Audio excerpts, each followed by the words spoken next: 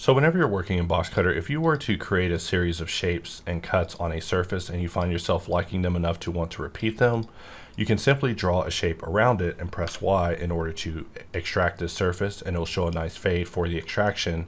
And after jumping you over to custom, which it automatically does, you're able to draw this custom shape that you extracted repeatedly using Shift R to rotate inside and adjust the shape to your liking to get it oriented to the surface to repeat it in the fashion that you like.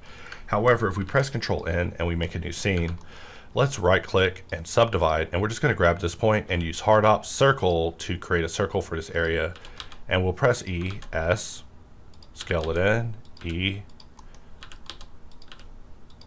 and continue scaling. And if we shift click sharpen, we're able to get this shaded nicely. And if we press D, we're already inside of box. So we're just going to start off cutting it out.